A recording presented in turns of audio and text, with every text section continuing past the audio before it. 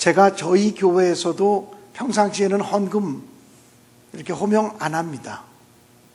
그런데 부흥회를 이렇게 나가게 되면 부흥 강사는 그 기간 동안에 그 교회를 마음껏 축복하는 마음으로 가기 때문에 제가 부흥회를 나가게 되면 시간이 조금 걸리더라도 헌금하신 분들의 이름을 강단에서 호명하며 그 이름을 하나님이 듣기를 소원하는 마음으로 호명하며 기도했습니다. 이 교인들 가운데 이름을 호명하며 기도하는 것에 대해서 불편한 점이 있었다면 양해하시고 여러분의 이름이 하나님께 호명되는 그런 그랬으면 좋겠다는 마음으로 제가 호명한 것입니다. 오늘 지혜인 선생님 모든 것이 하나님의 은혜라고 하는 찬양 진심으로 감사했습니다. 제가 우리 이광선 목사님을 늘 좋아하는 후배 목사님이기 때문에 종종 우리 전농교회 그 유튜브 영상을 제가 시청합니다. 이광선 목사님은 이번 주 도대체 어떤 설교를 하고 사셨을까? 그리고 제가 이렇게 설교를 듣기도 하고 하는데 지혜인 선생님이 독창하는 거 제가 여러 번 봤어요. 그런데 오늘 영상으로만 봤던 유명한 소프라노 우리 솔리스트를 직접 제가 듣고 은혜 받게 돼서 진심으로 감사합니다. 고맙습니다. 하나님의 음성을 어떻게 들을까? 주님의 음성을 어떻게 들을까? 이거는 정말 우리들에게 정말 중요한 문제입니다.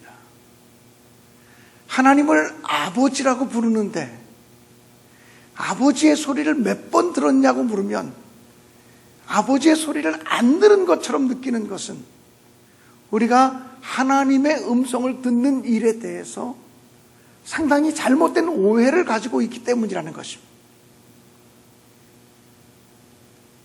하나님을 아버지라고 부른다면 아버지 하나님의 목소리를 몇 번이나 들어보셨습니까? 라고 묻는다면 헤아릴 수 없이 많이 들었습니다 라고 대답하는 것이 옳지요. 우리가 하나님의 음성을 들어도 못 들었다고 느끼는 이유는 하나님의 소리를 귀로 듣는 하나님의 음성으로만 많이 생각하고 있기 때문에 그렇습니다. 물론 하나님의 소리는 벼락같이 우리 귀로도 들려올 수 있다고 저는 확신합니다. 그렇지만 내 안에 하나님이 계시고 내 안에 성령님이 내주에 계시는 것이 분명하다면 내 안에 내주에 계신 성령님이 굳이 나한테 무언가를 말씀하기 위해서 내 몸 밖으로 빠져나오셔서 나에게 말씀하실 이유는 없다라고 생각합니다. 어저께 우리가 성경 본문으로 선택했던 히브리서 8장 10절에도 보면 하나님께서는 내 법을 너희의 생각에 두며 너희의 마음에 그것을 기록하리라 그렇게 말씀해요. 그러므로 하나님의 생각, 하나님의 법, 하나님의 뜻이 기록되는 것은 우리의 생각과 우리의 마음이라는 것입니다. 우리의 마음에서부터 하나님의 생각이 깨달아지고 우리의 마음에서부터 하나님의 뜻이 느껴지고 그런데 우리 마음속에 떠오르는 생각들이 모두가 하나님이 주시는 생각이 아니라는 데 있습니다. 우리 마음속에는 사단의 생각이 먼저 들어올 때가 있습니다. 사단의 소리가 들려지죠. 사단의 소리는 마치 가룟 유다에게 예수를 팔려는 생각을 사단이 집어넣었지만 가룟 유다는 그것이 사단이 자기에게 넣어준 생각인 줄을 분별하지 못했어요. 그래서 그 생각을 붙들고 묵상하다가 그 생각이 점점 커져가지고 예수를 실제적으로 십자가에 못 박도록 파는 일들을 벌이게 됩니다. 사단이 준 생각의 특징은 더럽거나 음란하거나 끔찍하거나 추하거나 어둡거나 음침한 생각들이 사단이 주는 생각이라고 말했어요. 내 마음속에 그런 생각이 들어왔지만 내 주변에 있는 사람들에게 내가 지금 이런 마음이 들었어, 이런 생각이 들었어 하고 생각을 드러내기에 부끄러운 생각들은 거의 100% 사단이 준 생각일 가능성이 많습니다.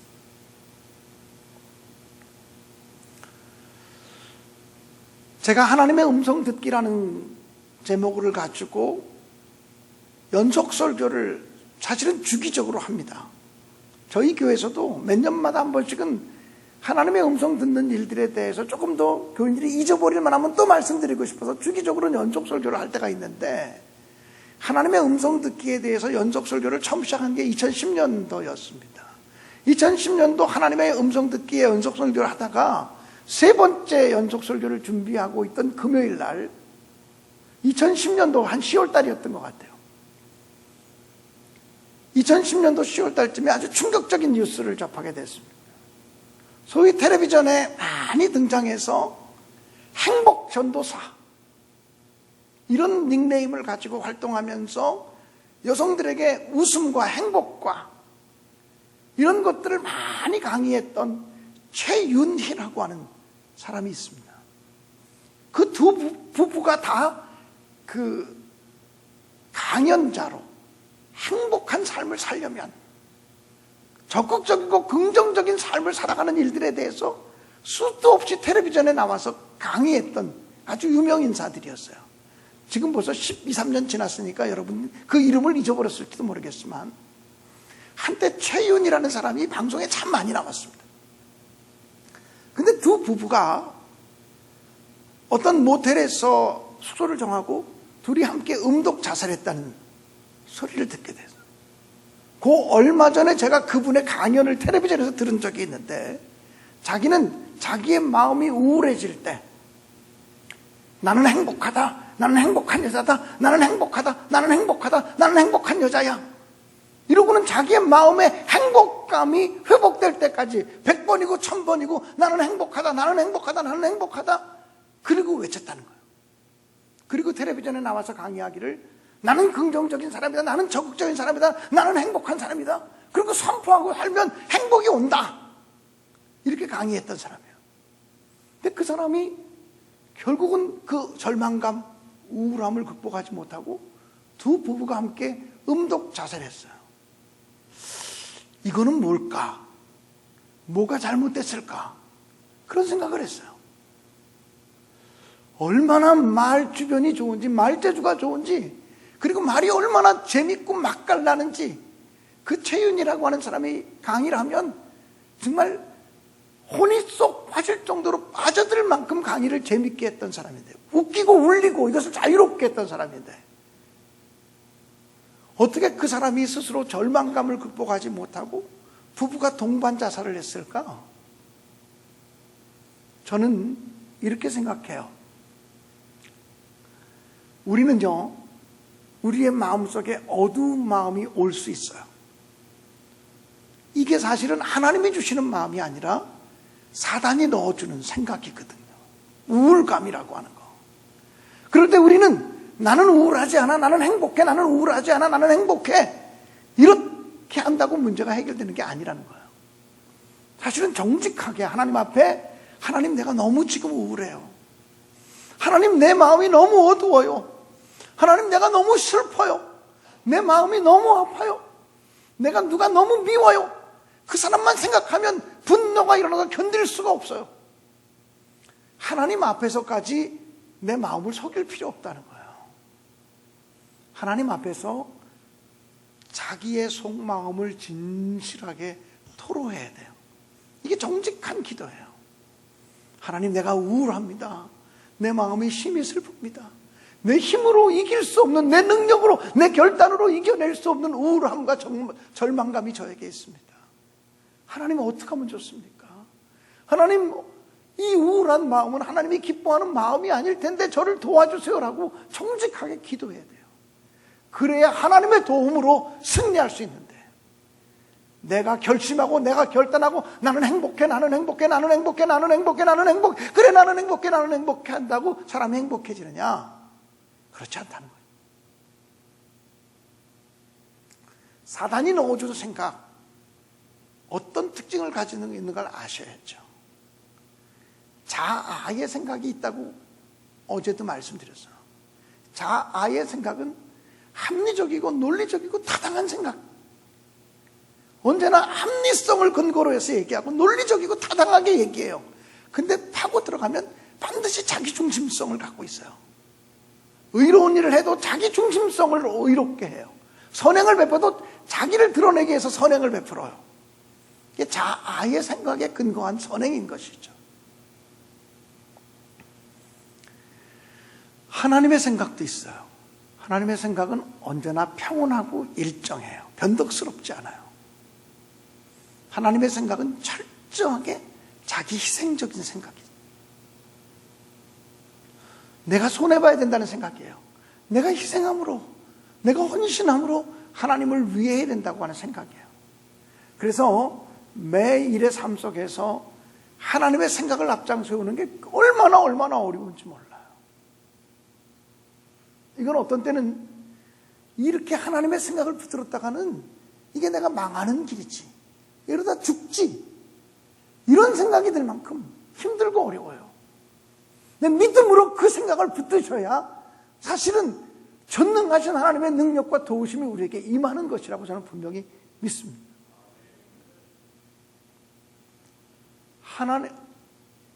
그렇다면 하나님의 생각이 우리에게 들어오는 통로들이 있다고 말씀드립니다. 하나님의 생각이 우리에게 들어오는 통로가, 어저께 했던 얘기를 다시 복습하는 거예요. 무엇보다 성경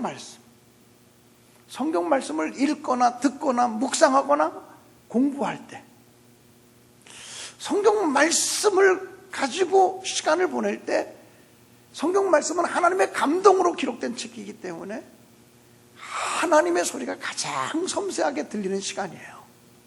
그래서 정말 하나님의 목소리를 듣기 원하신다면 말씀과 가까워져야 돼요. 말씀 속에 하나님의 음성이 있는데 어디 가서 하나님의 소리를 듣겠어요? 말씀과 가까워져야만 아주 분명한 하나님의 소리를 들을 수 있다는 거예요. 두 번째는 기도하는 시간이에요. 기도하는 시간에 하나님의 소리가 들려져요. 그래서 영성적인 삶을 살기 원하는 사람은 기도하는 시간에 떠오르는 생각들을 귀중히 여겨야 돼요. 그리고 어떤 우리 교인들 가운데 기도하는데 이런 생각이 떠올랐어라고 하는 얘기들을 함부로 무시하지 말아요. 저는 목회하면서 교인들이 가끔 목사님 제가 기도하다가 이런 생각이 들었어요 라고 얘기하면 혹시 저것이 하나님의 음성이 아닌가, 나를 향한 하나님의 소리가 아닌가 싶어서 정말 귀담아 들어요. 우리 이 문제를 가지고 다음 주에 다시 한번 대화를 나눕시다. 이 문제를 가지고 우리 교회에 이런 문제가 있는데 이 문제를 가지고 다음 주에 다시 한번 회의를 하겠습니다. 그러면요, 어떤 분은 일주일 동안 곰곰이 생각했는데 이런 것 같아요 라고 얘기하는 사람이 있어요. 일주일 동안 곰곰이 생각하면 자아의 소리가 굉장히 크게 들리는 시간이에요. 그런데 일주일 동안 자기 생각을 내려놓고 하나님의 뜻이 뭘까? 일주일 동안 하나님 앞에 엎드렸더니, 일주일 동안 하나님만 바라봤더니 하나님이 이 문제에 대해서 이렇게 말씀하시는 것 같아요. 이게 중요한 거 아니겠어요? 우리는 대부분 그거 내가 곰곰이 오랫동안 생각했는데 이런 것 같아. 이럴 때는 보통 자아의 소리가 커지는 경우들이 많아요. 주님의 소리는 기도할 때 우리에게 들려질 가능성이 굉장히 높아요. 세 번째로 주님의 음성이 들려지는 통로는 우리의 환경이라는 거예요. 우리의 환경은 우연의 산물이 아니에요. 재수 없어서 내가 병든 것도 아니고 재수 없어서 사업이 망한 것도 아니에요. 갑자기 살다가 화재를 만나서 불이 났다, 홍수가 나서 집에 수해가 들어가서 큰 어려움을 당했다, 그것도 우연이 아니에요. 그 일을 통해서, 그 고난을 통해서 하나님이 나에게 말씀하시고 우리 가정에 말씀하시려고 하는 것이 무엇이었을까를 발견해야 돼요. 그래서 어제도 말씀드린 것처럼 그리스도인들은 환경을 극복하고 환경을 이기고 나가자, 여기에만 초점을 맞추면 안 되고요. 환경에 대한 순종, 이 환경이 하나님이 베풀어 주신 환경이라면 이 환경을 적극적으로 수용하고 받아들임으로써 어떤 형편에 처하든지 자족하는 일체의 비결을 배우는 거죠. 어떤 환경 속에서도 하나님의 뜻이 있음을 발견하고 스스로 자족할 수 있는 비밀을 깨닫게 되는 것. 이것이 하나님의 놀라운 역사라는 거예요. 또 하나님의 소리가 들려지는 통로가 있다면, 하나님의 음성이 들려지는 통로가 있다면 양심이에요. 하나님은 양심을 통해서 말씀하실 때가 참 많아요. 그래서 예수 믿는 사람들은 양심에 꺼리끼는 일을 하면 안 돼요. 양심에 어긋난 삶을 살면 안 돼요. 바울 사도가 고백한 것처럼 나는 범사의 양심을 따라 주님을 섬겼노라. 우리도 그렇게 범사의 양심을 따라 주님을 섬겼노라 고백할 수 있게 되어지기를 주님의 이름으로 간절히 축원드립니다. 그리고 그 다음에 하나님의 음성이 우리에게 들려지는 통로가 있다면 피조세계와 자연 만물이에요. 하나님은 꽃 한 송이, 풀 한 포기, 나무 한 그루, 바람, 물결, 구름, 하늘, 맑은 공기, 이런 것들을 통해서 얼마든지 우리에게 말씀하셨어요. 하나님이 지으신 창조세계를 보면서 하나님의 숨결을 느낄 수 있다면 우리는 하나님의 소리를 듣는 세계가 굉장히 풍요로워질 수 있을 거예요. 예전에 제가 중구 용산지방에 청파교회라고 하는 우리 감리교회가 있어요. 김기성 목사님이 섬기시는 교회인데, 그 청파교회 김기성 목사님 교회 주보를 봤더니 주보에 뭐라고 광고에 써 있냐면 한 주간 동안 교인들이 해야 될 일 그래놓고 봄철이었던 것 같아요. 자라나는 새싹 앞에서 10분 이상 바라보고 있기.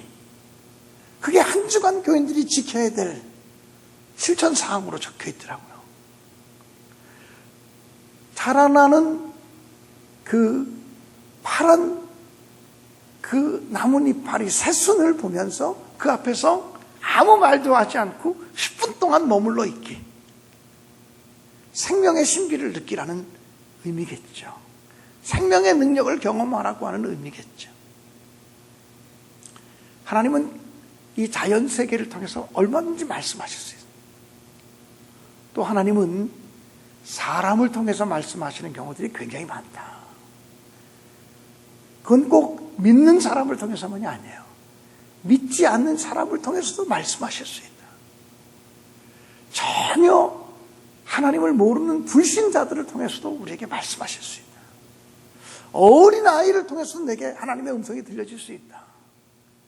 이런 사실을 기억하면서 하나님의 소리를 들으려고 애쓰시는 여러분, 우리 모두가 되어질 수 있기를 간절히 기원합니다.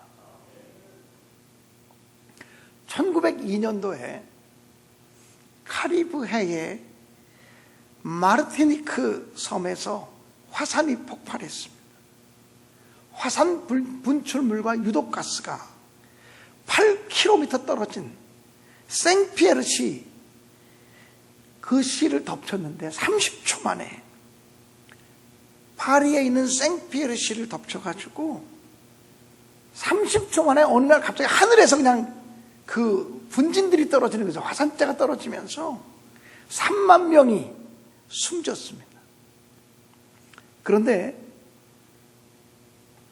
그 화산 폭발로 폐허가 된 그 땅을 정비하면서 현장을 정리하면서 발견된 동물의 시체는 고양이 한 마리밖에 없었다. 사람은 3만 명이나 죽었는데 동물의 시체는 고양이 한 마리 외에는 동물들이 죽은 동물이 없어. 조사를 해봤더니 짐승들은 화산 폭발하기 한 달 전부터 서서히 피난을 시작했다는 거예요. 동물학자들은 말하기를 동물들은 자연의 변화를 감지하는 능력을 지니고 있다고 말합니다. 흐느적 거리기만 하는 해파리지만 폭풍우가 오기 전 10시간 전에 안전한 연안으로 피신한다고 합니다. 방울뱀은 1000분의 1도의 온도 변화를 느낀다고 합니다. 우리가 매운탕거리로 많이 삶는 메기는, 저도 메기 매운탕 굉장히 좋아하거든요. 메기는 1km 떨어진 곳에서 1.5V짜리 전류의 흐름까지도 감지해내는 능력이 있다. 우리 건전지 1.5V짜리 그 AA 그 건전지 있잖아요. 시계에 넣는 거 보통. 그거 하나의 그 온도까지, 전파까지 매기는 1.5km 밖에서 감지해내는 능력이 있다 그래요. 동물의 초감각에 대한 연구 보고는 너무도 많이 있습니다. 흔히들 사람을 만물의 영장이라고 말합니다. 그런데 왜 하나님께서는 사람의 귀가, 사람의 피부가, 사람의 눈이, 사람의 감각이 동물에 비해서 떨어지도록 창조하셨을까요? 사람들은 욕심이 많아서 쓸데없는 것을 보고 듣고 느끼고 그러기 때문에 예민했던 감각들이 무뎌지지 않은 걸까 이렇게 생각을 합니다. 심지어는 하나님의 형상대로 창조된 인간이 하나님께서 들려주시는 하나님의 세미한 음성조차 듣지 못하게 됐다는 거예요. 하나님의 형상대로 창조되었는데 하나님의 소리를 듣지 못하는 불행한 존재가 되었어요. 죄 때문에 그렇죠. 영적인 눈이 어두워져서 그런 것입니다.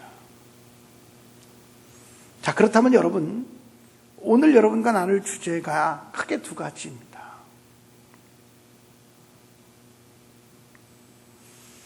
어저께 말씀드린 것처럼 우리에게 우리 마음속이나 생각에 떠오르는 것들이 다 하나님이 주시는 소리가 아니라 그랬어요. 사단의 소리가 있고 자아의 소리가 있고 하나님의 소리가 있다 그랬어요. 쉽게 얘기하면 이 세 가지 소리가 막 혼재되어져 있는 게 우리 마음인데 거기서 사단의 소리를 떼어내고 자아의 소리를 제거해낸다면 하나님의 소리만 남지 않겠습니까? 그 얘기를 먼저 하려고 합니다. 여러분, 우리가 어떻게 하면 사탄의 소리를 차단할 수 있을까요?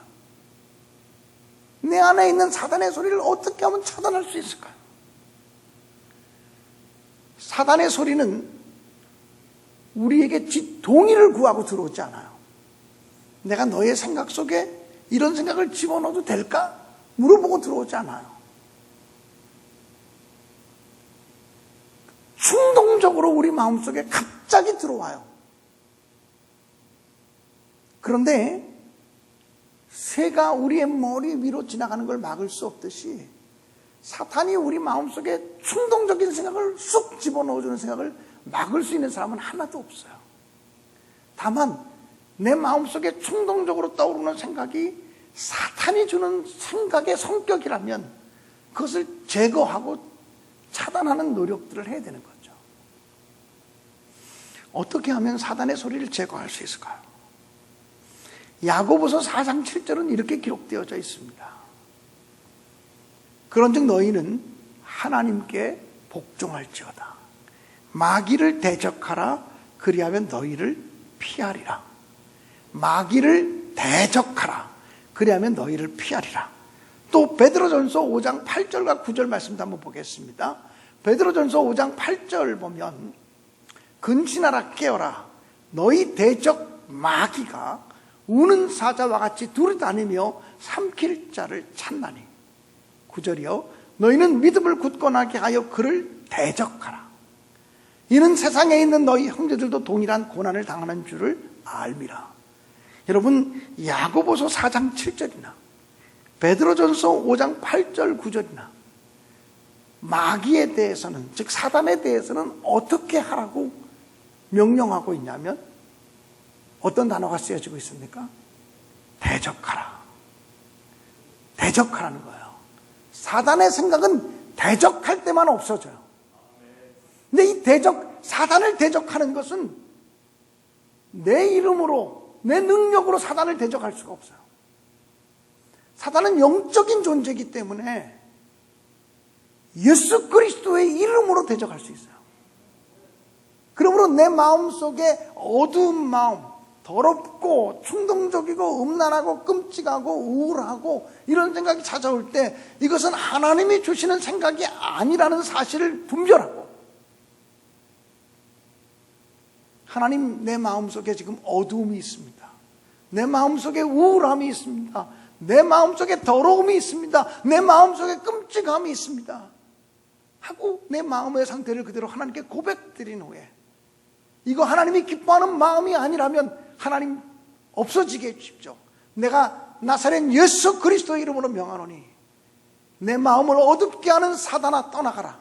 내 마음을 더럽게 하는 사단아 떠나가라. 내 마음을 충동시키는 사단아 떠나가라고 예수의 이름으로 명령하라는 거예요. 내 힘으로 못 이기니까 예수의 이름으로 대적할 때만 승리할 수 있다는 거예요. 여러분, 우리가 죄 짓고 싶은 사람은 하나도 없어요.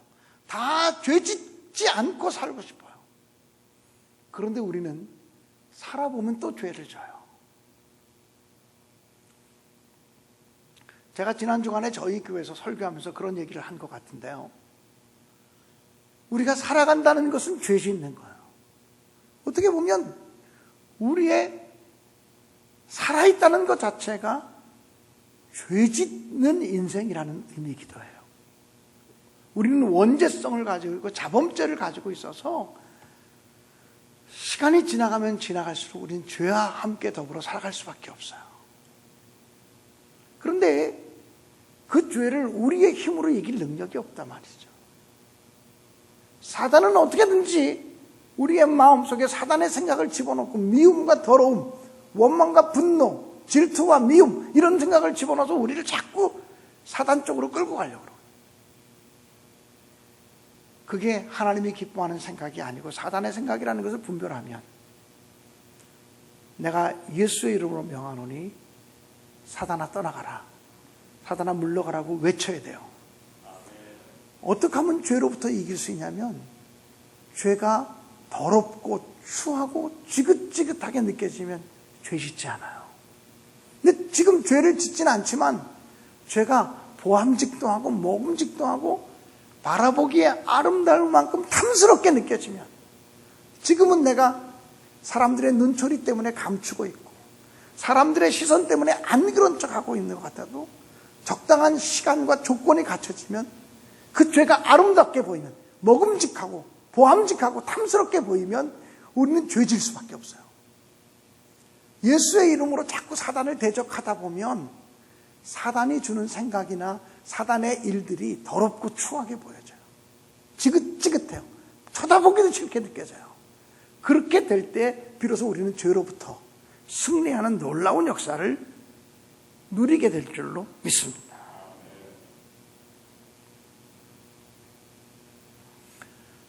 예수 그리스도의 이름으로 사단의 세력, 사단의 생각들을 대적함으로 마귀가 넣어준 증오의 감정이나 시기심이나 복수의 감정이나 어두운 마음, 이런 것들을 몰아내시고 그런 것들을 자꾸 묵상하지 마세요. 제가 어제도 말했지만 생각하면 생각할수록 속상해 죽겠는 생각은 100% 사탄이 준 생각이에요. 그 생각 떠나가게 해달라고 기도해야지 왜 그 생각을 생각하면 생각할수록 그러고 사냐. 내가 우리 시어머니한테 시집살이 한 거 생각하면 생각할수록 내가 죽어도 못 잊어 이러고 사는 사람들이 있거든요. 내가 그때 우리 아무개 교인이 나한테 했던 일을 생각하면 생각할수록 자다가도 내가 벌떡 일어나서 치가 떨린다 이런 사람이에요. 자다가도 벌떡 일어나게 해서 치가 떨리게 하는 생각은 100% 사탄이 주는 생각인데 왜 그걸 지금도 붙들고 있냐고. 나사렛 예수의 이름으로 물리치시기를 주님의 이름으로 축복합니다. 자아의 소리는 어떻게 하면 제거할 수 있을까요? 어떻게 하면 차단할 수 있을까요? 자아의 소리에 대해서 내가 예수의 이름으로 명하노니 자아의 소리가 떠나갈지어다 이럴 수 있을까요? 자아의 소리는 내 소리이기 때문에 내가 죽으면 사실은 끝나는 소리예요. 내가 죽어서 장사되고 땅속에 묻히면 자아의 소리는 더 이상 안 들려요. 그런데 우린 지금 죽지 않고 육신으로 살아있단 말이에요. 그런데 하나님의 뜻을 따라가기 위해서는, 하나님의 소리를 붙잡기 위해서는 자아의 소리를 차단해야 된단 말이에요. 어떻게 우리가 자아의 소리를 차단할 수 있죠? 이것은 그리스도와 함께 죽는 죽음의 비밀을 아는 데서만 가능해요. 바울 사도는 갈라디아서 2장 20절에서 이렇게 말해요. 내가 그리스도와 함께 십자가에 못 박혔나니 그런즉 내가 사는 것이 아니요 내 안에 그리스도께서 사신 것이라. 이제 내가 육체 가운데 사는 것은 나를 사랑하사 나를 위하여 자기 몸을 버리신 하나님의 아들을 믿는 믿음 안에서 사는 것이다. 다시 한번 들어보세요. 내가 그리스도와 함께 십자가에 못 박혔나니 그런즉 이제는 내가 산 것이 아니요 내 안에 그리스도가 사시는 것이라. 여러분, 많은 사람들이 주님이 어디 사세요? 그러면 내 안에 사세요. 하나님이 어디 사세요? 내 마음에 사세요. 이렇게 고백은 해요. 첫 시간에도 이 부흥의 오전 집회 첫 시간에도 우리가 구원을 확신하고 하나님의 임재를 확신하는 것들에 대해서 말씀을 나눴잖아요. 하나님이 내 안에 계시고 성령이 내 안에 계실 때 나타나는 증거들이 무엇인지에 대해서 말씀을 나눴잖아요. 그걸 그 말씀으로 분석하니까 우리가 분명히 우리 안에 주님이 계신 게 분명하거든요. 그래서 우리는 내 안에 그리스도가 사신 것이라, 이건 우리도 바울 사도처럼 고백할 수 있어요. 근데 바울 사도처럼 고백이 안 되는 부분이 뭐냐면 이제는 내가 산 것이 아니요, 이제는 예를 들면 장로님 이제는 장로님이 사는 게 아닙니다. 권사님이 이제 사는 거 아니에요. 그러면 아니 내 삶인데 내가 살죠. 이렇게 얘기하는 경우가 있어요. 바울 사도는 내가 사는 것이 아니다라고.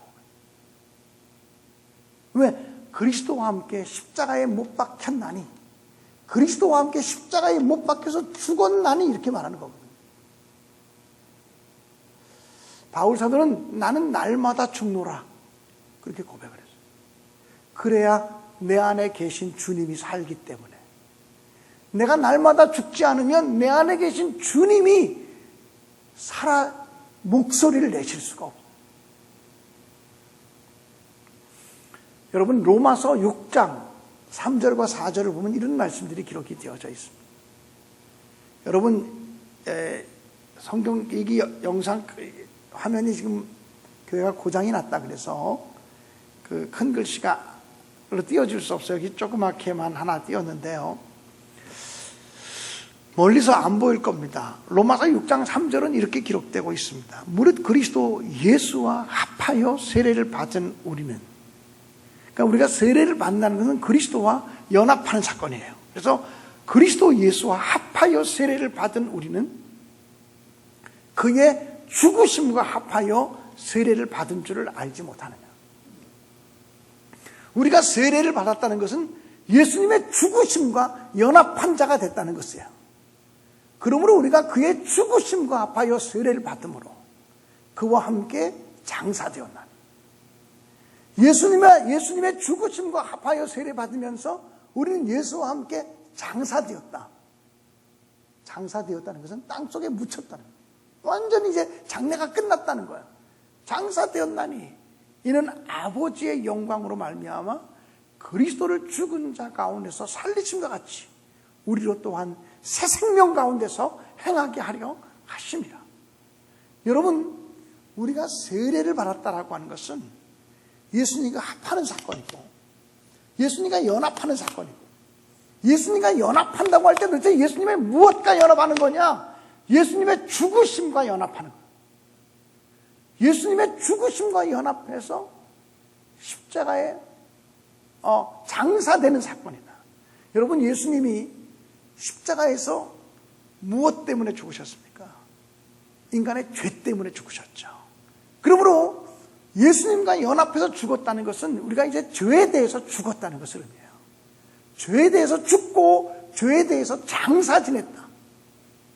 그러므로 우리 예수 믿는 사람들이 가져야 되는 확신 가운데 하나는 뭐냐면, 내가 구원받았다는 확신만이 아니라 내가 예수와 함께 죽은 사람이야.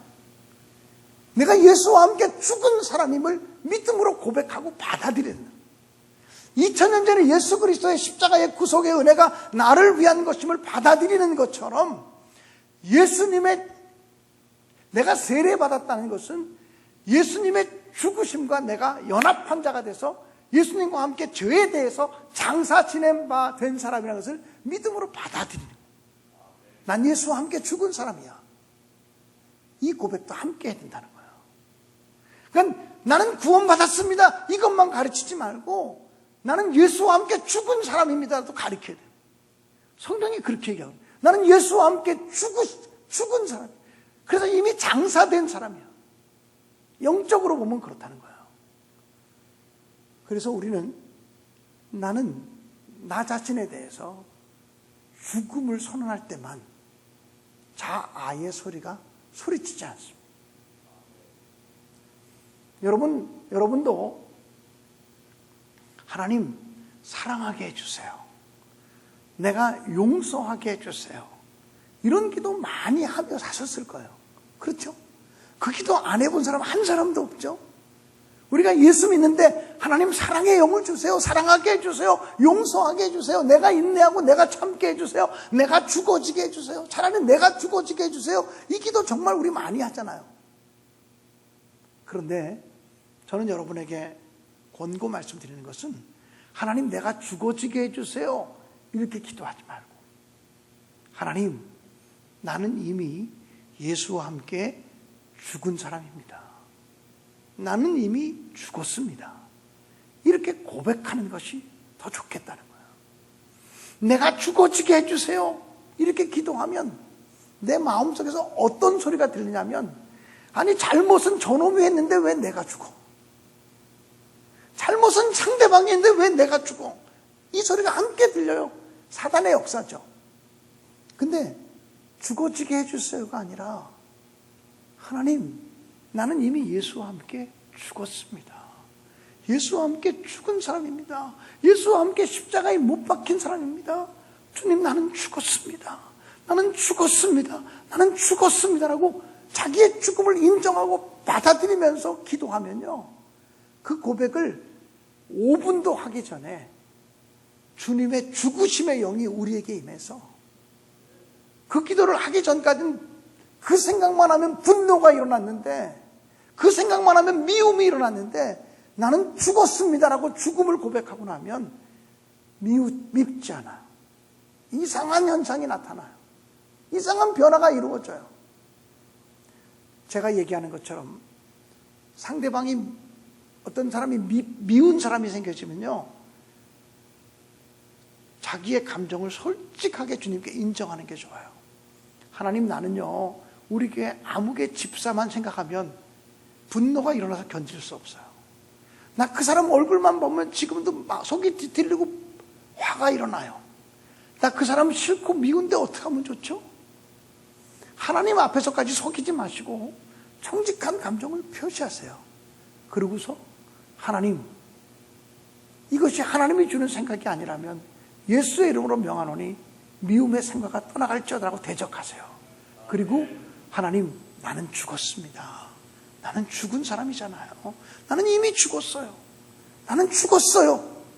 바울사도 같이 내가 그리스도와 함께 십자가에 못 박혔다니, 그런즉 이제는 내가 산 것이 아니요 내 안에 그리스도께서 사신 것이다, 이렇게 고백하게 되면, 그 고백이 있기 전까지는 밉고 증오가 일어나고 용서할 수 없는 사람이 자기의 죽음을 인정하고 나면 더 이상 자존심에 근거한, 또는 자기 기분과 감정에 근거한 자아의 소리가 일어나지 않아요. 이 자아의 소리는 죽음을 통해서만 제어하고 차단할 수 있다고 하는 사실을 명심하시기를 주님의 이름으로 간절히 축원합니다.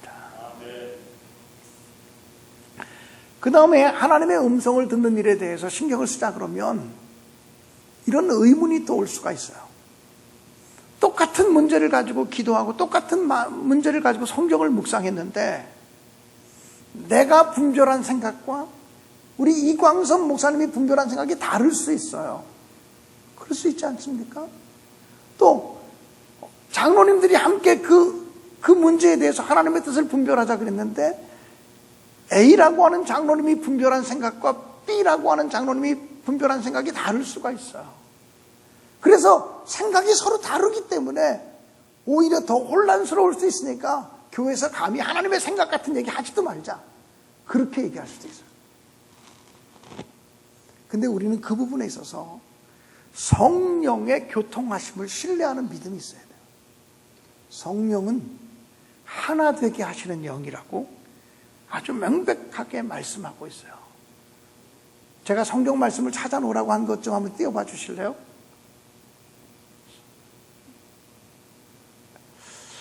에베소서 4장, 이거 아닙니다. 그 전에 거 좀 한번 찾아봐 주시겠어요?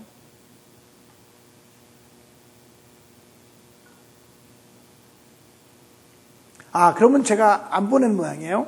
제가 말씀드릴게요. 성령은 하나 되게 하시는 영이고 교통하게 하시는 영이에요. 그래서 세례도 하나이고 주도 한 분이시고 믿음도 한 분이시고 세례도 한 분이라고 에베소 4장 5절은 얘기해요.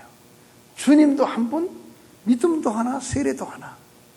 우리가 똑같이 예수님의 이름으로 세례받았으면 하나 되게 하시는 하나님이 우리에게 계속해서 우리가 하나님의 뜻을 구하게 되면 하나됨으로 이끌어 주실 거라고 하는 하나됨에 대한 확신을 갖고 계속 기도할 수 있게 되기를 간절히 바랍니다. 또 고린도 후서 13장에 보면 축도문이 나와요. 여러분 목사님들이 축도할 때 손을 들고 이제는 우리 주 예수 그리스도의 은혜와 그 다음에 하나님의 사랑과 성령의 교통하심이 너희 무리와 함께 있을지어다. 함께 하기를 축원합니다 라고 기도해요. 여러분 보세요. 그리스도의 은혜, 그리스도 예수님의 대표적인 사역이 은혜입니다. 값없이 주시는 선물입니다. 그래서 그리스도를 얘기할 땐 그리스도의 은혜, 하나님을 얘기할 땐 하나님의 사랑하심, 독생자를 보내주신 하나님의 사랑하심에 대해서 얘기해요. 근데 성령을 얘기할 땐 성령의 교통하심이라고 얘기해요. 많은 목사님들이 성령에 대해서 얘기할 때 성령의 임재 충만하시고 역사하시고 강건하심이 이렇게 기도할 때가 많은데 성경은 축도문에 성령의 대표적인 사역이 교통하심이라고 말해요.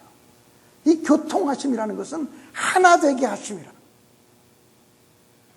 우리가 한 성령 안에 있으면 성령님은 우리를 교통하게 하시고 하나 되게 하신다고 하는 성령님에 대한, 성령님의 사역에 대한 믿음을 가질 때만이 우리가 혹시 서로 다른 하나님의 음성을 듣는 것 같아도 지속적으로 하나님을 바라보면 우리로 하여금 하나 되게 하실 것이라고 하는 확신을 품을 수 있어요. 그러니까 우리는 하나님의 음성을 듣는 일에 대해서 신경 쓰는 사람은 언제나 성령의 교통하심에 대한 믿음을 갖게 되시기를 주님의 이름으로 간절히 축원합니다. 예수 전도단에 가면 제자 훈련, DTS 제자 훈련을 받게 되죠. 그러면 그 DTS 훈련을 받을 때 그 마지막에 선교 훈련을 받습니다. 선교 훈련을 받을 때 예를 들면 여기 계신 한 10분 정도, 여기 계신 10분 정도가 한 팀이 된다고 생각하시죠. 그러면 여기 10여 분 정도가 한 팀이 돼서 어디로 선교를, 국내 선교로 한정하고 어디를 선교를 가야 될지 정하라 그래요. 여기도 어디로 선교를 가야 될지 정하라 그래요. 그러면요, 팀장이나 조장이 모여서 야, 이제 우리가 국내 선교를 해야 되겠는데 어디로 선교를 갈까요? 그러면 강화도가 좋겠습니다. 광주가 좋겠습니다. 경상도 상주가 좋겠습니다. 이런 식으로 얘기할 수 있죠. 근데 그렇게 하면 의견이 하나 되질 않아요. 그래서 예전단에서는 어떻게 하냐면 우리가 어디로 전도를 떠나야 될지 하나님께 묻는 기도를 하자고 해요. 그러면 하나님께 물어보는 기도를 시작을 해요.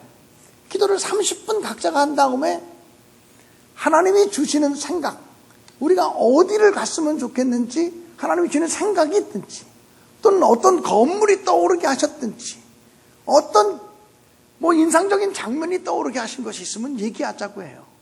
그러면 어떤 사람이 얘기를 해요. 나는 하나님께 우리가 어디로 가서 전도해야 되냐고 묻는데 기와집을 보았어요. 기와집? 어떤 사람이 얘기해요. 나는 우리가 어디로 가야 전도해야 되는지 기도하고 있는데 한복을 입고 있는 사람을 보았어요. 그러면 어디일까? 이러면서 이제 서로 얘기를 하는 거예요. 근데 의견이 통일되지 않아요. 그러면 우리 다시 기도하자 그래요. 토론에서 결정하지 않고 회의에서 결정하지 않고 다수결로 결정하지 않고 하나님이 하나된 마음을 주실 때까지 다시 기도하자 그래요. 그러다가 서로 마음속에 기와집이 보이고 한복이 보이고 이게 무슨 한옥마을이나 또는 전통적인 이게 전주나 이런 데 가라는 거 아닌가? 이런 식으로 서로 조각조각 기도하면서 단편적으로 떠오르는 생각들에 조각조각을 맞춰가면서 결정을 해요. 한 번도 무슨 일을 결정할 때 다수결로 결정하지 않아요. 기도함으로 결정해요. 성령이 하나됨을 주실 때까지 기도해요. 하나됨을 주시는 성령을 확신하면서 하나됨을 주실 때까지 기도하는 거죠. 사랑하는 여러분, 성령의 교통하심에 대한 믿음이 한국교회에 저는 없다고 생각해요. 너무 희미해졌다고 생각해요. 그리고 인간이 너무 성급해져서 하나님보다 자꾸 앞서가려고 해요. 그래서 영국의 그 유명한 스펄전 목사님은 이런 말씀하셨어요. 하나님보다 성령보다 기도보다 앞서지 말라. 하나님보다 성령보다 기도보다 앞서지 말라. 우리가 너무 성급해서 자기 생각을 자꾸 얘기함으로 결정을 내려고 그러는데 그러지 말고 우리 안에 하나됨을 주시는 성령의 교통하심을 믿는 믿음으로 기다리면 그때 결정된 의견을 가지고 행하시는 것이 가장 늦은 것 같아도 가장 빨리 가는 거고 가장 안전하게 갈 수 있다고 하는 것을 잊지 마시기를 주님의 이름으로 간절히 축원합니다. 여러분, 오늘 또 여러분과 나누고 싶은 또 다른 주제가 있습니다. 그것은 바로 뭐냐면 하나님이 그렇게 계속 말씀하시는데 우리가 하나님의 음성을 듣지 못한다고 느끼는 이유는 뭘까? 우리는 왜 하나님의 음성을 분명히 들을 것 같은데 못 듣고 사는 걸까? 무엇보다 하나님의 음성을 듣는 훈련이 부족하기 때문에 그래요. 하나님의 음성을 듣는 훈련이 부족하면 하나님의 소리가 안 들려요. 여러분, 지금 여기서 만약에 영어가 나오는 또는 독일어가 나오는 그런 방송을 튼다고 생각합시다. 그러면 영어가 계속 원어민들의 영어 발음이 들리는데 어떤 사람은요 시원하게 들리는 사람이 있을 거예요. 우리 전동교회 그런 사람 많이 있죠? 네, 많이 있대 이 교회는. 근데 어떤 사람은 단어만 띄엄띄엄 들리는 사람도 있을 거예요. 그런 분도 있으시겠죠? 더 많아요. 근데 어떤 사람은 전혀 안 들리는 사람도 있을 거예요. 그런 사람도 혹시 있겠죠? 네, 많습니다. 저도 세 번째 부류에 해당할지 몰라요. 시원하게 들리는 사람도 있고 띄엄띄엄 들리는 사람도 있고 전혀 안 들리는 사람도 있어요. 분명히 뭐가 말하고 있는데 왜 그럴까요? 어떤 사람은 영어가 시원시원하게 들리는 팔자를 타고나서 그럴까요? 어떤 사람은 영어가 띄엄띄엄 들리는 팔자를 타고난 걸까요? 어떤 사람은 영어가 전혀 안 들리는 팔자를 타고난 걸까요? 그렇지 않아요. 이것은 어디까지나 학습의 결과예요. 그렇지 않습니까? 우리 장로님 중에 영어 선생님도 계시잖아요. 근데 학습의 결과잖아요. 하나님의 음성을 듣는 일도 이와 비슷해요. 하나님의 음성을 듣는 일에 대해서 관심을 갖고 훈련하면, 그리고 주의를 기울이면 하나님의 소리가 들려지기 시작하고 하나님의 소리를 분별할 수 있는 능력이 생겨져요. 그런데 하나님의 음성 같은 거 신경 안 쓰고 살아가면 뭐가 하나님의 소리인지도 모르고 뭐가 하나님의 뜻인지도 모르고 평생을 예수를 믿어도 나는 하나님의 소리가 뭔지 몰라. 하나님의 음성이 뭔지 몰라. 그리고 살아가는 거예요. 저는 우리 전능교회 성도님들이 하나님의 음성을 듣는 일에 대해서 더 영적인 눈이 뜨여지고 하나님의 음성을 듣는 세계가 더 분명해지고 풍요로워질 수 있기를 원하고, 이 일을 위해서 매사에 하나님의 음성은 뭘까? 오늘 이 일을 통한 하나님의 음성은 뭘까? 이 사건을 통해서 하나님이 말씀하시는 건 뭘까? 오늘 내가 읽은 성경 본문을 통해서 하나님이 말씀하는 건 뭘까? 오늘 내가 사람을 만났는데 이 사람들과의 만남 속에서 하나님이 내게 뭘 말씀하고 계실까? 자꾸 그렇게 물어야 돼요. 그래야 하나님의 소리가 비로소 들려지기 시작한다는 것이죠. 또 하나님은 계속 말씀하시는데 하나님의 소리가 안 들려지는 때가 있어요. 그때는 우리가 다른 일로 분주하게 되면 하나님의 소리가 들리지 않아요. 세상 일로 바쁘고 세상 일로 분주하면 하나님의 소리가 들려지지 않아요. 여러분, 아이들을 키워본 부모님들이라면 누구나 공감하실 텐데, 아이들이 4살, 5살, 6살, 7살, 초등학교 1, 2학년 이쯤 되면요, 만화 영화 같은 거 틀어놓으면, 텔레비전에서 만화 영화 같은 거 나오면 아주 텔레비전에 푹 빠질 때가 있어. 완전히 눈도 마음도 생각도 그냥 텔레비전에 푹 빠진 것 같이 느껴지는 표정이 느껴질 때가 있어요. 어른쯤 되면 텔레비전을 봐도 그렇게 보진 않아요. 그런데 어린 아이들은 텔레비전에 꼭 빠져 있어요. 엄마가 불러요. 야, 길동아, 이렇게 불렀죠. 못 알아들어요. 야, 길동아, 못 알아들어요. 분명히 옆에서 엄마가 부르는데 못 알아듣고 있어요. 야, 길동아! 그러면 그제서 엄마 나 불렀어? 이러는 경우들이 있어요. 야, 너는 텔레비전에 빠졌냐? 아예 텔레비전 속으로 들어갔냐? 이렇게 말하는 경우가 있단 말이에요. 관심이 거기에 꼭 빠지면 다른 소리가 안 들리죠. 우리의 관심이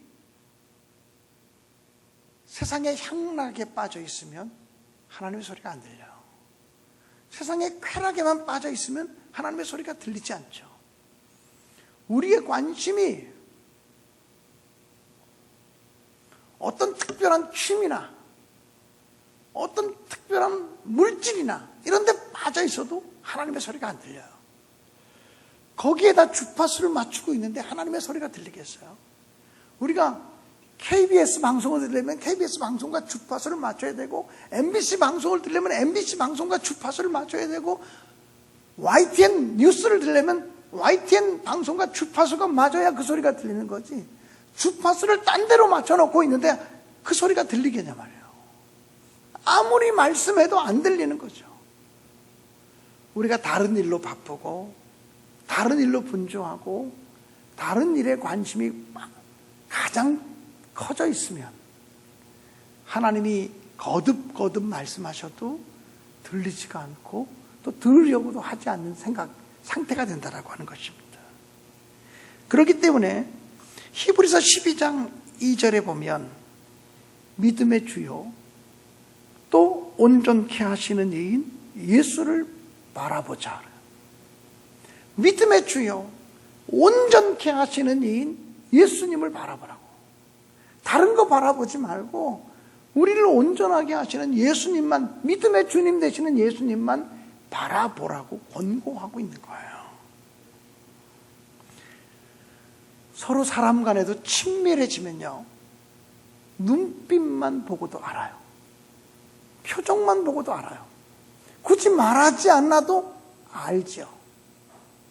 우리가 하나님과 영적으로 친밀해지면요, 그냥 하나님의 마음이 느껴져요.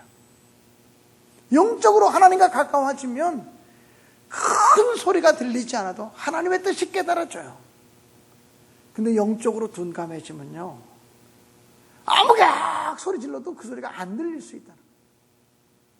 중요한 것은 주님과 얼마나 우리가 친밀해질 수 있느냐, 우리 하나님과 얼마나 친밀해질 수 있느냐가 하나님의 소리를 얼마나 더 잘 들을 수 있느냐의 문제라는 거예요.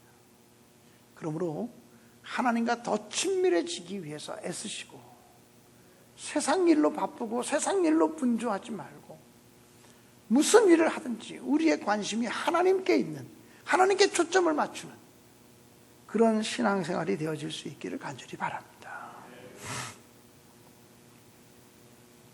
또 여러분, 순종함이 없을 때 하나님의 소리가 안 들려요.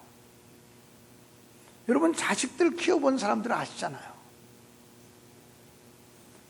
공부하라 공부하라 그래도 듣지 않으면 나중에는 그 소리 하기 싫어요.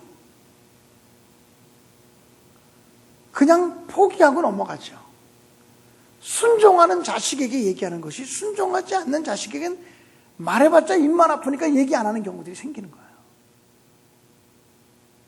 우리가 하나님께 순종할 때 하나님의 소리가 계속 들려요. 순종하지 않으면 하나님의 소리가 멈춰져요. 오늘 성경 본문으로 선택한 사무엘상에 보면 어린 사무엘이 실로에 있는 하나님의 성전에 있을 때 하나님께 말하죠. 사무엘상 3장 10절에 보면 여호와께서 임하여서서 전과 같이 사무엘아 사무엘아 부르시는지라. 사무엘이 이르되 말씀하옵소서, 주의 종이 듣겠나이다. 말씀하옵소서, 주의 종이 듣겠나이다라고 고백해요. 여러분, 여기서 듣겠나이다라고 하는 말은 무슨 말이냐면 순종하겠나이다라는 말이에요. 가끔 부모님들이 자식들한테 야, 너는 이렇게 엄마 말을 안 들어, 너는 왜 이렇게 아빠 말을 안 들어, 그랬거든요. 근데 안 들어, 왜 엄마 말을 안 듣냐 그럴 때는 귀로 듣는 소리를 말하는 게 아니고, 왜 엄마 말대로 하지 않냐, 아빠 말대로 하지 않냐, 왜 순종하는 행동이 없느냐라고 묻는 말이거든요. 그러니까 주여 말씀하옵소서, 주의 종이 듣겠나이다라고 하는 말은 주님이 무슨 말씀을 하셔도 제가 순종하겠습니다라고 하는 결단이에요. 제가 오늘 새벽에 어떻게 축복을 받을 수 있을까에 대해서 말씀을 나누면서 온전한 순종이 온전한 축복을 가져온다는 말씀을 드렸어요. 기억나시죠? 온전한 순종이 온전한 축복을 가져온다. 그러니까 우리가 하나님의 말씀에 순종할 때만 하나님의 소리는 계속 들린다.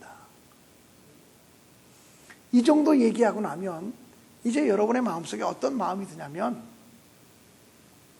내가 하나님의 소리를 못 들어서 그렇지 나는 듣기만 하면 순종할 수 있다, 이런 생각이 들어요. 그리고 내가 하나님의 뜻을 잘 분별 못해서 그렇지 하나님의 뜻이 무엇인지를 명확하게 알기만 하면 나는 순종할 수 있어, 이런 생각이 들어요. 제가 여러분이 갖고 있는 마음을 너무 정확하게 얘기하는 것 같지 않습니까? 근데 여러분, 정말 그런지 아닌지 점검해 보자고요. 요한복음 6장 39절에 보면 이렇게 기록되어져 있어요. 나를 보내신 이의 뜻은 내게 주신 자 중에 하나도 잃어버리지 않는 것이니라. 나를 보내신 아버지의 뜻은 내게 주신 자 중에 하나도 잃어버리지 않는 것이다. 또 데살로니가전서 4장 3절에 보면 하나님의 뜻은 이것이니 너희의 거룩함이니라. 하나님의 뜻은 이것이니 너희의 거룩함이다. 하나님의 뜻이 우리가 거룩하게 사는 것이 하나님의 뜻이라는 거예요. 또 우리가 너무나 잘 아는 데살로니가 전서 5장 16절, 17절, 18절에 보면 항상 기뻐하라. 쉬지 말고 기도하라. 범사에 감사하라. 이것이 그리스도 예수 안에서 너희를 향하신 하나님의 뜻이니라. 여러분 태어나서 이 말씀 처음 들어보는 말씀이죠. 하나님의 뜻인 줄 처음 들어보셨죠? 항상 기뻐하라. 쉬지 말고 기도하라. 범사에 감사하라. 이것이 너희를 향하신 하나님의 뜻이니라. 하나님의 뜻인 줄 아는데 순종하셨어요? 하나님의 뜻인 줄 아는데 그대로 사셨어요? 우리는 하나님의 뜻인 줄 알면서도 사실 순종 못하며 살았던 시간들이 많아요.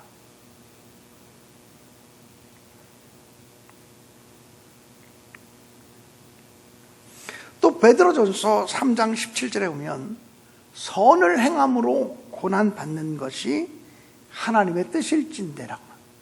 선을 행함으로 고난받는 것이 하나님의 뜻이다. 처음 들어보신 말씀이죠. 그렇지 않을 거예요. 고난받는 게 두려워서 선을 행하는 것을 못하는 경우들이 얼마나 많은지. 선을 행함으로 고난받는 것이 하나님의 뜻이지. 고난받더라도 선을 행해야 된다. 이것이 하나님의 뜻이다. 이렇게 말하는데 우리는 고난받는 그 길을 안 가려고 하니까 하나님께 대한 순종이 없는 거죠. 우리가 하나님의 음성을 못 들어서 하나님의 뜻을 몰라서 순종하지 못한 것이 아니라 취사 선택해서 순종하는 경우들이 많아요. 내 생각에 맞는 거 순종하고 내 생각에 안 맞는 거 순종하지 않고 내가 순종해서 좋은 거는 순종하고 내가 순종해서 고난이 오고 역경이 올 것 같으면 순종하지 않고 이런 것들이 너무 많다는 거죠. 그렇지 않습니까?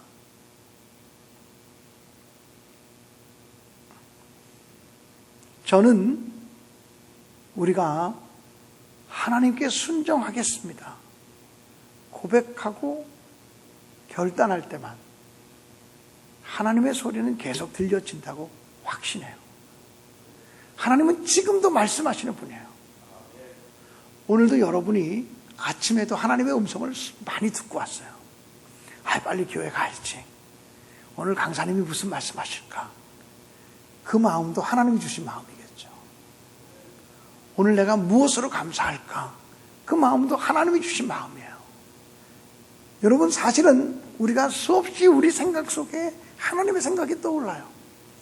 요즘 특별히 다른 일을 중단하고 하루에 3번씩 부흥회를 하면서 말씀 듣는 일에 전념하니까 계속 하나님이 생각나고 하나님의 뜻이 생각나고 하나님의 말씀이 생각나는 거예요. 우리의 생각이 거기에 집중되어 있으니까. 여러분 하나님은 언제나 우리에게 말씀하세요. 하루도 빼놓지 않고 매 순간마다 말씀하시는데 우리가 하나님의 음성을 듣는 일에 대해서 훈련받지 않으면 안 들려요. 세상 일로 분주하면 하나님의 소리가 안 들려요. 하나님이 아무리 말씀하셔도 순종하지 않으면 그 다음에 하나님의 소리가 멈춰져요. 들리지 않아요. 근데 내가 계속 하나님의 뜻에 순종하려고 자꾸 의지적으로 지속적으로 순종하려고 믿음으로 순종하려고 애쓰다 보면 하나님의 소리가 계속 분명하게 우리에게 들려질 수 있다고 하는 사실을 기억하시면서 정말 하나님의 소리를 듣는 일에 하나님의 음성을 듣는 일에 몸과 마음을 다하시는 여러분 되시기를 간절히 바라요. 사실은 하나님의 음성을 듣는 일을 정말 잘하려면 하나님의 음성을 듣는 통로 가운데 성경 말씀 묵상을 잘하는 게 굉장히 중요해요. 말씀을 어떻게 묵상할 것인가에 대해서는 또 다른 강사들을 통해서나 또 다음 기회가 있으면 하나님의 목소리를 어떻게 잘 성경 말씀을 통해서 분석할 수 있을까에 대해서는 또 다른 시간을 내서 강의를 하는 게 좋겠다는 생각이 들어요. 오늘은 그저 여기까지 하고 우리가 찬송하고 또 합심해서 기도하고, 오늘 저녁에는 찬송 하나 찾아주세요. 주의 음성을 내가 들으니 사랑하는 말일세. 이 찬송을 부릅시다. 그러지 않으면 우리 목사님, 조 목사님 좀 나오셔서, 어디 계신가요, 우리 조 목사님? 네, 나오셔서 이 찬송 부릅시다. 찬양, 찬송가 말고, 우리 너무 찬양 잘하시는 목사님이 계시니까, 주님 말씀하시면 내가 나아가리라. 주님 뜻이 아니면 내가 멈춰서리라. 나의 가고 서는 것 주님 뜻에 있으니, 오 주님 나를 이끄소서. 뜻하신 그곳에 나 있기 원합니다. 이끄시는 대로 순종하며 살리니 연약한 내 영혼 통하여 일하소서. 주님 나라와 그 뜻을 위하여 오 주님 나를 이끄소서. 주님 말씀하시면 내가 나아가겠습니다. 주님 뜻이 아니면 내가 멈춰서겠습니다. 나의 가고 서는 것 주님 뜻에 있으니 오 주님 나를 이끄소서. 이 찬양을 좀 찾아주시길 바라고, 이 찬양을 함께 부르겠는데, 먼저 광고 말씀드리고 이 찬양하겠습니다. 오늘 저녁 집회에 마음을 좀 모아주십시오. 집회 처음도 중요하지만 마지막이 너무 중요합니다. 그러므로 오늘 집회 시간에 최선을 다해 주시기 바라고, 오늘 저녁 집회만은 우리가 나와서 찬양할 때, 우리가 나와서 말씀 들을 때 정말 감사를 선포하며 감사의 예물 드리면서 또 온 가족들이 함께하면서 예배 드릴 수 있기를 강사로서 간곡히 부탁합니다.